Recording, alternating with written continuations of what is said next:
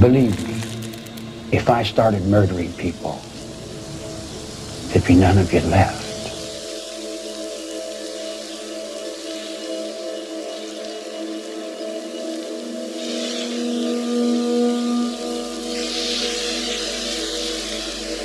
I really think that he did, in fact, believe that he was, a coming Messiah.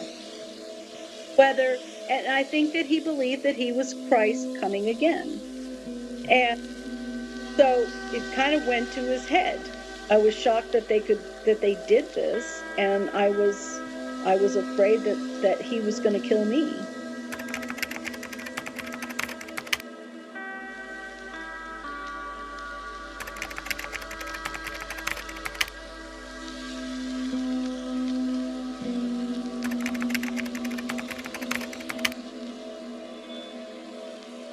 It's just a different world. The whole hippie scene,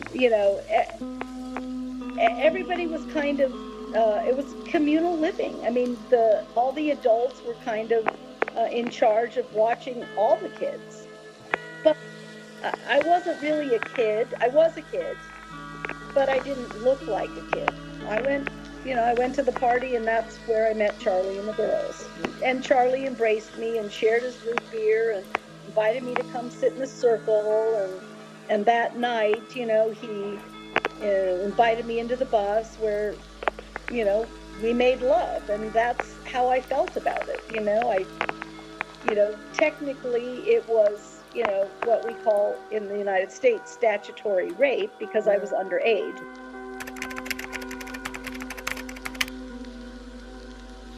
I definitely felt that we were a family. In the beginning, we had fun. We sang Charlie's songs. We learned Charlie's songs. He had the ability to read people, to know people's weaknesses and he was able to become whoever they needed.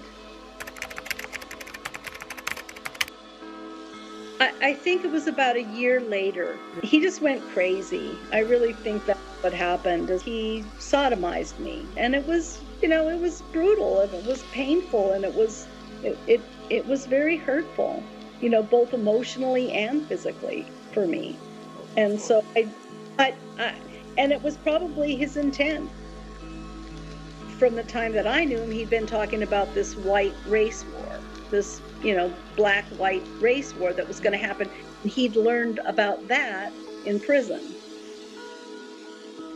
And he thought that the blacks were going to win and that we were going to hide out. And then the White Album, the Beatles' White Album came out, and that's when he started calling this, race war, this apocalyptic race war, Helter Skelter. In a scene described by one investigator as reminiscent of a weird religious rite, 5 persons, including actress Sharon Tate, were found dead at the home of Miss Tate and her husband, screen director Roman Polanski. Miss Tate, who starred in Valley of the Dolls, was 8 months pregnant. Tex got a newspaper with the headlines about the Tate LaBianca murders, and he slapped the paper and said, "I did this. Charlie told me to." And that was the first time that I had heard about these murders. Susan, Leslie, and Patty all shared what their participation was.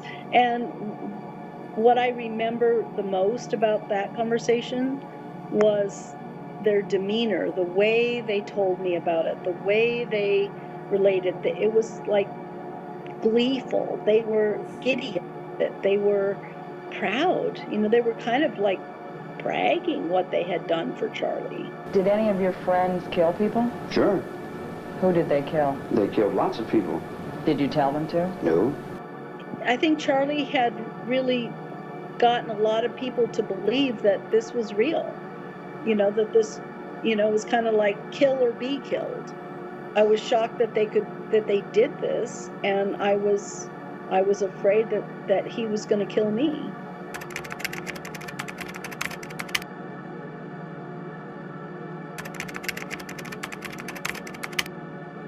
It's like I woke up and stuck my head up, into reality. I was afraid that he was going to be able to get in my head and make me do or say things that I didn't want. But when I got to the trial, he didn't. Sad for the girls because they got, they ended up, spending their whole life in prison because they believed this madman. I'm just extremely, thankful that I'm able to, that I had a relatively normal life. It's been very therapeutic for me to share my story.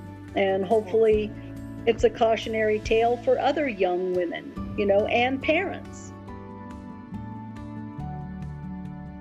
Kids might look like adults and they want to be adults, but they still are, they're still so very vulnerable.